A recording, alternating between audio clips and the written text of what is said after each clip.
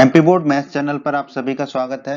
दोस्तों, इस वीडियो में हम एमपी बोर्ड के कक्षा 9वीं के गणित के अध्याय 13 पृष्ठीय क्षेत्रफल और आयतन की प्रश्नावली 13.8 के सभी प्रश्नों को हल करेंगे। प्रश्न एक में दोस्तों हमें कहा गया उस गोले का आयतन ज्ञात कीजिए जिसकी त्रिज्या निम्न है। ठीक है, पहले भाग में 7 सेंटीमीटर, दूसरे भाग में 0.63 मीटर। ठीक है, तो पहले भाग को हल कर लेते हैं। गोला हो गया हमारा, दिया गया है गोले की त्रिज्या कितनी है, 7 सेंटीमीटर, ये हमें दिया गया पहले भाग में। ठीक है, हम जानते हैं गोले के आयतन का सूत्र होता है 4/3 पाई आर क्यूब। मान रख देंगे हम। ठीक है, 4/3 तो 4/3 हो गया, पाई को रख दिया 22/7, आर की जगह रख देंगे 7, तो ये हो जाएगा 7 का क्यूब। 7 के क्यूब है तो 7 गुणा 7 गुणा 7 लिख देंगे। ठीक है, अब ये 7 और ये वाला 7 आपस में कट जाएगा, तो 2 ही 7 बचेंगे ऊपर और नीचे कोई 7 नहीं बचेगा। तो ये आ जाएगा हमारा गोले का आयतन 4/3 गुणा 22, ये 7 तो चला जाएगा, गुणा 7 गुणा 7। ठीक है, इस सबको गुणा करेंगे ऊपर वालों को, 4 गुणा 22 गुणा 7 गुणा 7, तो हमें मिलेगा 4312। ठीक है, और नीचे रह जाएगा 3। ठीक है, अब इसको थोड़ा सा और हल कर लेंगे। ठीक है, तो हमें मिलेगा 1437 सही 1/3। ठीक है, कैसे, 3 का भाग देंगे 4312 में। ठीक है, तो हमें मिलेगा 1437 और जो शेषफल मिलेगा वो मिलेगा 1। ठीक है, तो ये हो जाएगा 1/3। तो इसको हम कहते हैं 1437 सही 1/3 सेंटीमीटर क्यूब। ये हमारे गोले का आयतन आ गया और यही प्रश्न के पहले भाग का उत्तर है हमारा। प्रश्न के दूसरे भाग में हमें त्रिज्या दे रखी है 0.63 मीटर। ठीक है, मीटर है याद रखिए, तो हमने लिख लिया, दिया गया है गोले की त्रिज्या r बराबर 0.63 मीटर। ठीक है, गोले के आयतन का सूत्र लिख लिया हमने 4/3 पाई आर क्यूब। अब मान रख देंगे हम 4/3। ठीक है, 22 पाई की जगह रखा 22/7 और आर की जगह रखेंगे 0.63, तो ये हो जाएगा 0.63 का क्यूब।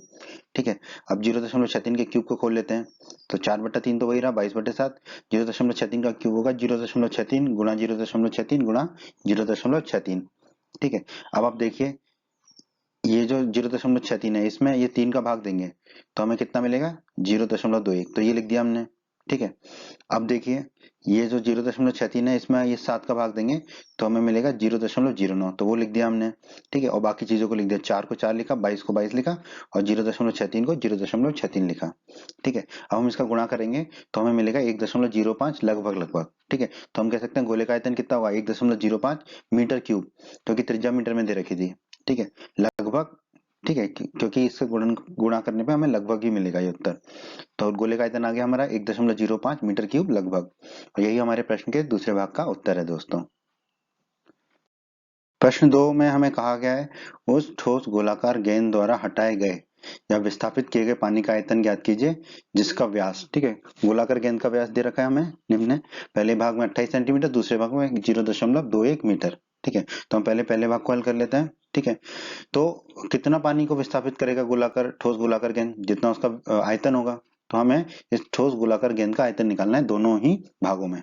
ठीक है, तो हमें जो दिया गया वो लिख लिया हमने, गेंद का व्यास d बराबर 28 सेंटीमीटर, पर व्यास से कुछ नहीं होता, हमें त्रिज्या निकालनी होगी, तो गेंद की त्रिज्या कितनी होगी r बराबर d/2 व्यास बटे 2। व्यास 28 है तो 28/2 यानी कि त्रिज्या हमारी आ गई 14 सेंटीमीटर। अब हमें सूत्र पता है गोले के आयतन का 4/3 पाई आर क्यूब। ठीक है, तो अब मान रख देंगे 4/3 रख दिया और पाई की जगह रख दिया 22/7, आर की जगह रख दिया 14, तो ये हो जाएगा 14 का क्यूब। अब 14 के क्यूब को खोल लेंगे तो गेंद का आयतन हो जाएगा 4/3 गुणा 22/7 गुणा 14 गुणा 14 गुणा 14, 14 के क्यूब को खोल लिया। अब आप देखिए ये 14 में इस 7 का भाग देंगे तो 2 बचेगा। ठीक है, ये वाला 2 बचेगा, बाकी सबको वैसे ही लिख लेंगे, 4/3 को 4/3 लिखा, 22 को 22 लिखा, ये 2 हो गया और बाकी 14 गुणा 14। अब इसको हल कर लेंगे तो हमें मिलेगा 34,496, 4 गुणा 22 गुणा 2 गुणा 14 गुणा 14 करेंगे तो हमें मिलेगा 34,496, और नीचे बट्टे में 3 है तो बट्टे में 3। ठीक है, अब अगर इसको हम 3 से भाग देंगे तो हमें मिलेगा 11,498 सही 2/3, 2 शेषफल होगा हमारा। ठीक है, तो 2/3 लिखेंगे, तो इसको क्या क्या बोलेंगे 11,498 सही 2/3 सेंटीमीटर क्यूब, ये हमारे गोले का आयतन आ गया। तो हम कह सकते हैं गेंद द्वारा हटाए गए विस्थापित पानी का आयतन कितना होगा 11,498 सही 2/3 सेंटीमीटर क्यूब, और यही हमारे प्रश्न के पहले भाग का उत्तर है दोस्तों। दोस्तों, जैसे हमने पहले भाग को हल किया वैसे ही हम दूसरे भाग को हल करेंगे। ठीक है, दूसरे भाग में हमें व्यास दे रखा है 0.21 मीटर, तो डी बराबर 0.21 मीटर हो गया। अब हम इसकी त्रिज्या निकाल लेते हैं, तो गेंद की त्रिज्या होगी r बराबर d/2 यानी कि व्यास बटा 2, व्यास है 0.21 तो 0.21/2, त्रिज्या हमारी आ जाएगी 0.105 मीटर। ठीक है, अब हम जानते हैं गोले के आयतन का सूत्र 4/3 पाई आर क्यूब। मान रख देंगे 4/3, पाई की जगह 22/7 और आर की जगह रख देंगे 0.105। तो ये हो जाएगा 0.105 का क्यूब। ठीक है, अब 0.105 के क्यूब को खोल लेंगे। ठीक, 4/3 22/7, 0.105 के क्यूब को खोला तो मिला 0.105 गुणा 0.105 गुणा 0.105। ठीक है, अब इसको पूरे को हल करेंगे तो हमें प्राप्त हो जाएगा गेंद का आयतन 0.004851 मीटर क्यूब। ठीक है, तो हम कह सकते हैं कि गेंद द्वारा हटाए गए विस्थापित पानी का आयतन कितना है 0.004851 मीटर क्यूब। और यही हमारे प्रश्न के इस भाग का उत्तर है दोस्तों। प्रश्न तीन में दोस्तों हमें दिया गया धातु की एक गेंद का व्यास 4.2 सेंटीमीटर है। यदि इस धातु का घनत्व 8.9 ग्राम प्रति सेंटीमीटर क्यूब है तो इस गेंद का द्रव्यमान, ठीक है, मतलब उसका भार ज्ञात कीजिए। तो हमें घनत्व दे रखा है। ठीक है, तो द्रव्यमान ज्ञात करने के लिए हमें आयतन की और आवश्यकता होगी, क्योंकि हम जानते हैं द्रव्यमान बराबर होता है घनत्व गुणा आयतन। ठीक है, तो पहले हम आयतन निकाल लेते हैं धातु की गेंद का। तो जो दिया गया वो लिख लेते हैं। गेंद का व्यास दे रखा है हमें 4.2 सेंटीमीटर, तो डी बराबर हो गया 4.2। पर हमें क्या निकालनी है गेंद की त्रिज्या। तो त्रिज्या होगी व्यास बटे 2, मतलब डी बटे 2, यानी कि 4.2 बटे 2। तो त्रिज्या आर आ जाएगी हमारी 2.1 सेंटीमीटर। अब हम जानते हैं गोले के आयतन का सूत्र होता है 4/3 पाई आर क्यूब। ठीक है, मान रख देंगे हम। ठीक है, तो गेंद का आयतन कितना हो जाएगा 4/3, पाई की जगह रख देंगे 22/7, आर कितना 2.1, तो आर की जगह रख देंगे हम 2.1। तो ये हो जाएगा 2.1 का क्यूब। ठीक है, अब हम 2.1 के क्यूब को खोल लेते हैं तो ये हो जाएगा 2.1 गुणा 2.1 गुणा 2.1। ठीक है, अब आप देखिए ये जो 3 है और 7 है, 3 गुणा 7 कितना हुआ 21। इसको ये 2.1 से भाग देंगे 2.1 में 3 और 7 का, तो हमें क्या मिलेगा, क्योंकि 3 और 7 हो जाएगा 21, तो 2.1 में 21 का भाग देंगे तो 0.1 मिल जाएगा हमें। ठीक है, और बाकी चीजों को हम वैसे ही लिख लेते 4, 22, ये हो गया 0.1, फिर 2.1 गुणा 2.1। ठीक है, तो गेंद का आयतन हमारा आ जाएगा, इसको हल करेंगे तो ठीक है 38.808 सेंटीमीटर क्यूब। तो गेंद का आयतन आ गया। अब हम गेंद का द्रव्यमान ज्ञात करेंगे। ये हमने गेंद का आयतन निकाल लिया है। ठीक है, 38.808 सेंटीमीटर क्यूब। हमें प्रश्न में दिया गया है कि धातु का घनत्व कितना है 8.9 ग्राम प्रति सेंटीमीटर क्यूब। तो हमने लिख लिया धातु का घनत्व है 8.9 ग्राम प्रति सेंटीमीटर क्यूब। ठीक है, अब दोस्तों हम जानते हैं द्रव्यमान का जो सूत्र होता है वो होता है घनत्व गुणा आयतन। ठीक है, या कह लें कि घनत्व होता है द्रव्यमान बटे आयतन। तो द्रव्यमान कितना होगा घनत्व गुणा आयतन। घनत्व हमें दिया हुआ है 8.9 ग्राम प्रति सेंटीमीटर क्यूब, आयतन हमने निकाल लिया है। ठीक है, तो अब दोनों का गुणा कर देंगे तो गेंद का द्रव्यमान आ जाएगा धातु का घनत्व गुणा गेंद का आयतन। ठीक है, तो धातु का घनत्व है 8.9, तो हमने 8.9 लिख दिया।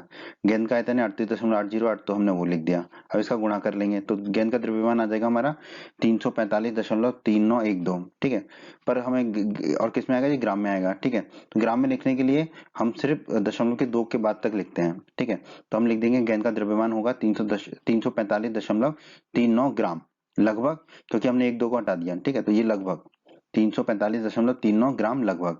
यही हमारे इस प्रश्न का उत्तर है दोस्तों।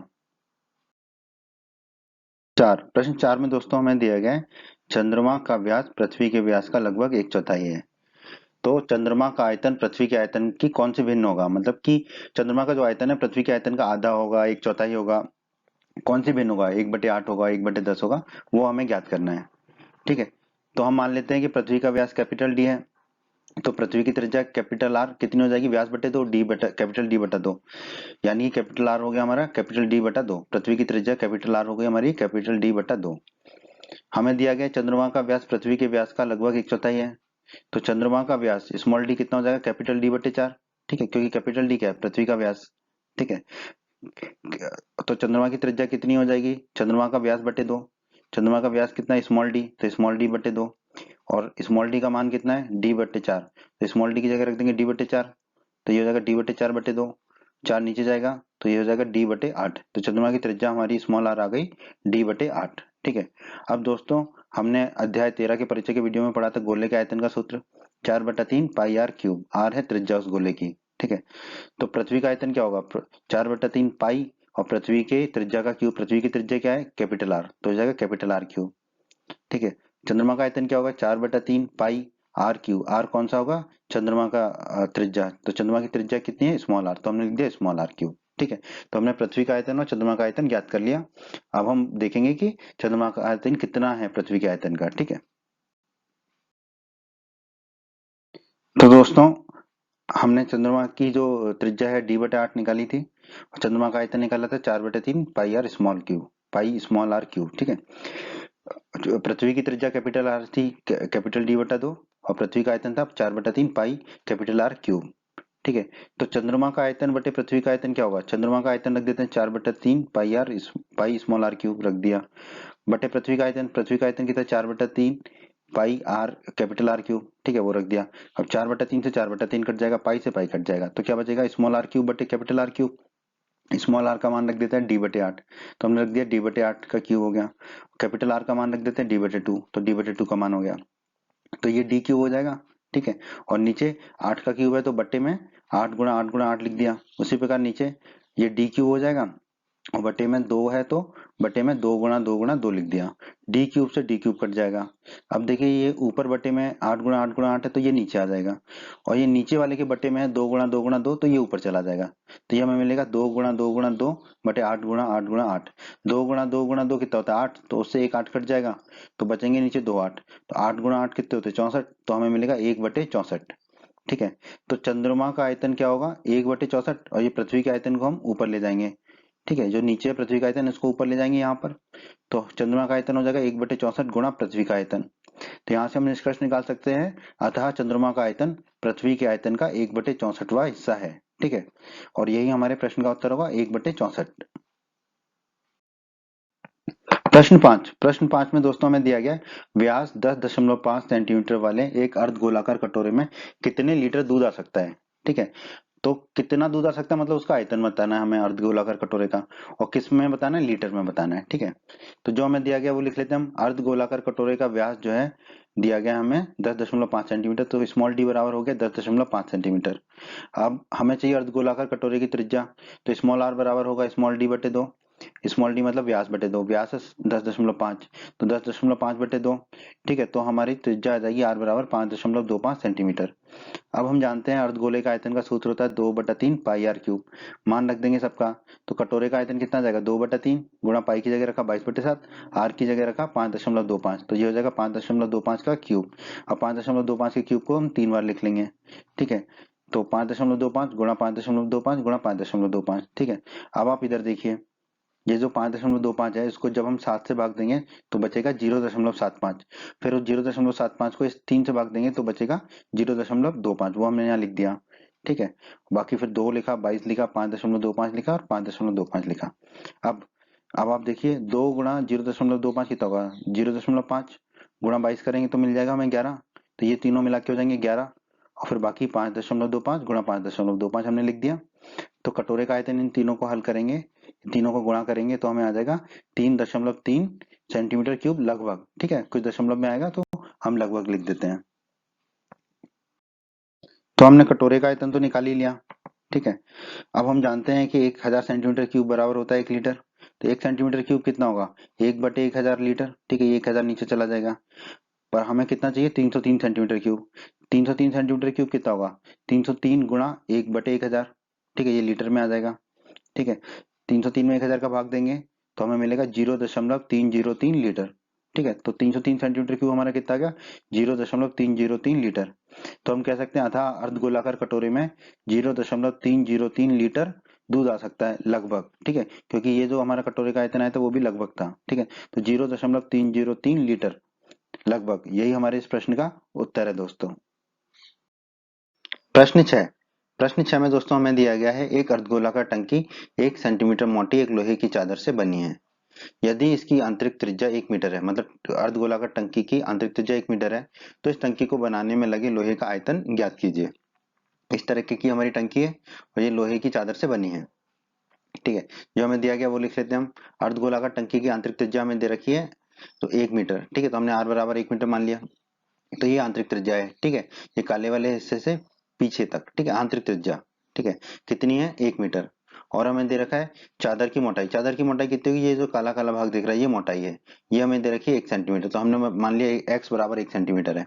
ठीक है, अब ये 1 सेंटीमीटर को हमें मीटर में बदलना है तो क्या करेंगे? 100 का भाग देंगे। ठीक, 100 का भाग देंगे तो x बराबर हमारा कितना आ जाएगा 0.01 मीटर। मीटर में क्यों बदला हमने, क्योंकि त्रिज्या हमें मीटर में दे रखी है। अब अर्धगोलाकार टंकी की बाहरी त्रिज्या कौन सी, चित्र में देखिए ये वाली लाल वाली, ठीक है, एरो, ठीक है, ये आंतरिक त्रिज्या और चादर की मोटाई दोनों को जोड़ देंगे तो बाहरी त्रिज्या आ जाएगी हमारी कैपिटल आर। तो कैपिटल आर बराबर आंतरिक त्रिज्या धन लोहे की चादर की मोटाई एक्स, ठीक है, आर धन एक्स। आर 1 मीटर है और एक्स कितना 0.01 मीटर, तो एक धन 0.01 आ जाएगा। तो हमारा आर कितना आ जाएगा 1.01 मीटर, ठीक है। तो ये जो टंकी है इसकी बाहरी त्रिज्या कैपिटल आर कितनी आ गई 1.01 मीटर। हमें इस अर्धगोलाकार टंकी की आंतरिक त्रिज्या दे रखी है 1 मीटर और बाहरी त्रिज्या हमने निकाली 1.01 मीटर। और हम जानते हैं अर्धगोले के आयतन का सूत्र होता है 2/3 पाई आर क्यूब, ठीक है।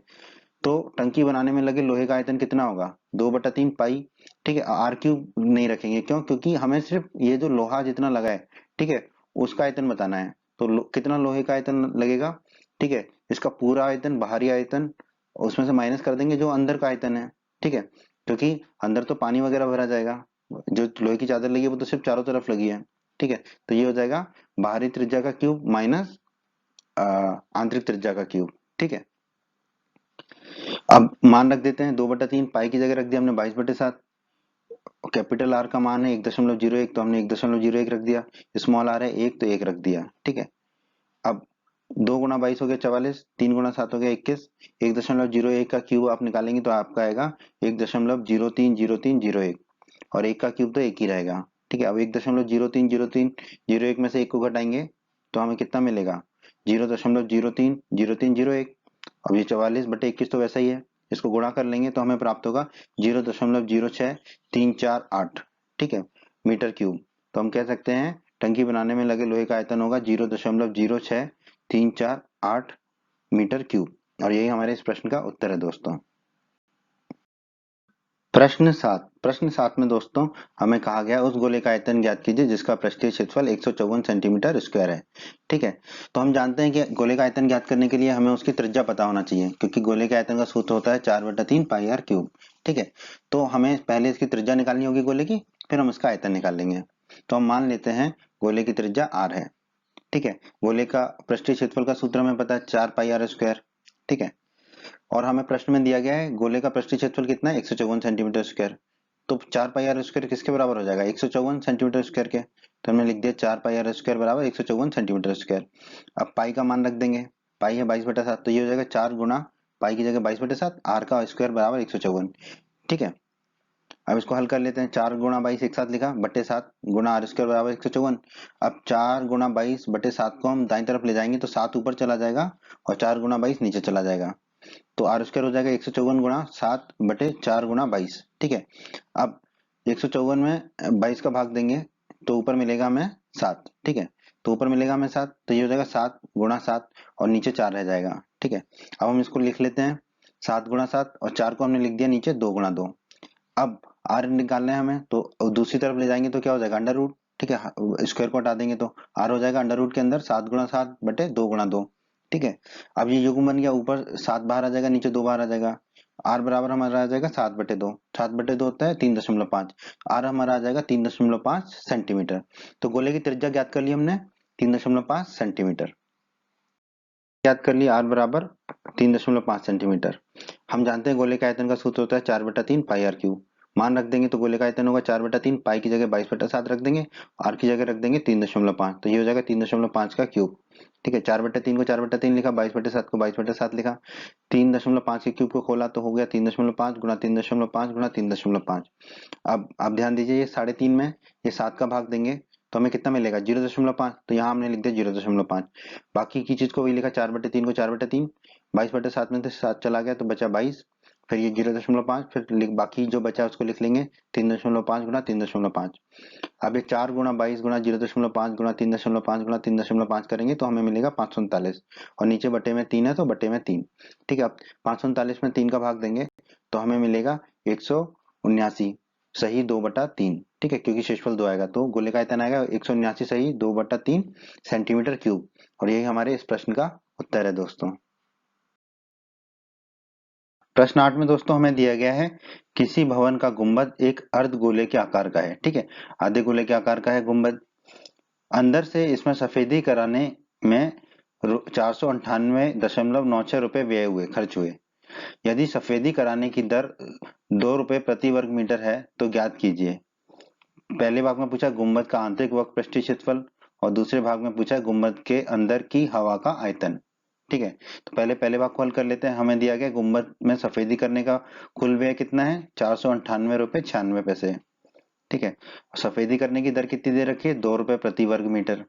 ठीक है, तो दोस्तों जो उसका क्षेत्रफल है वक्र पृष्ठीय क्षेत्रफल गुंबद का और को अगर गुणा करें हम सफेदी कराने की दर से तो हमें क्या मिल जाएगा, सफेदी करने का कुल व्यय।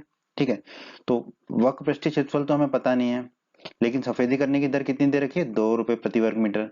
तो उसकी जगह हमने रख दिया 2, और सफेदी कराने का व्यय कितना दिया हुआ है, 498.96 रुपए। तो इसकी जगह रख दिया हमने 498.96 रुपए। अब ये 2 को दाईं तरफ ले जाएंगे तो 2 नीचे चला जाएगा, तो वक्र पृष्ठीय क्षेत्रफल हो जाएगा हमारा 498.96 रुपए बट्टे 2। ठीक है, 498.96 में 2 का भाग देंगे तो हमारा वक्र पृष्ठीय क्षेत्रफल आ जाएगा 249.48 मीटर स्क्वायर। ठीक है, क्योंकि दर क्या थी, प्रति वर्ग मीटर, तो ये उत्तर हमारा किस में आएगा, मीटर स्क्वायर में। तो हम कह सकते हैं कि गुंबद का आंतरिक वक्र पृष्ठीय क्षेत्रफल कितना है, 249.48 मीटर स्क्वायर। और यही हमारे प्रश्न के पहले भाग का उत्तर है दोस्तों। दूसरे भाग में हमसे पूछा है दोस्तों, गुंबद गुंबद के अंदर हवा का आयतन कितना होगा। मतलब गुंबद का आयतन हमें पता करना है। ठीक है, गुंबद कैसा है, हमारा अर्धगोले के आकार का, अर्धगोले का आयतन होता है 2/3 पाई आर क्यूब। तो आर होता है त्रिज्या, तो क्या हमें त्रिज्या पता है, नहीं पता है, तो हमें पहले त्रिज्या निकालनी पड़ेगी। तो हमने वक्र पृष्ठीय क्षेत्रफल निकाल लिया, तो इसमें से हम त्रिज्या निकाल लेंगे। ठीक है, तो हम मान लेते हैं कि गुंबद की त्रिज्या आर है। ठीक है, अर्धगोले के वक्र पृष्ठीय क्षेत्रफल का सूत्र हमें पता है, 2 गुणा पाई गुणा आर स्क्वायर। तो 2 गुणा पाई गुणा आर स्क्वायर किसके बराबर हो जाएगा, 249.48 के। तो 2 गुणा पाई आर स्क्वायर हो गया 249.48 मीटर स्क्वायर के बराबर। ठीक है, पाई की जगह रख देंगे हम 22/7, 2 गुणा 22/7 गुणा आर स्क्वायर हो जाएगा 249.48 के बराबर।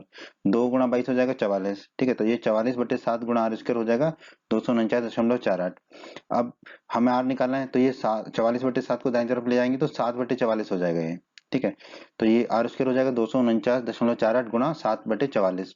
अब इसको हल करेंगे 249.48 गुणा 7/44 को, तो हमें मिलेगा 39.69। तो आर स्क्वायर हमारा आ जाएगा 39.69।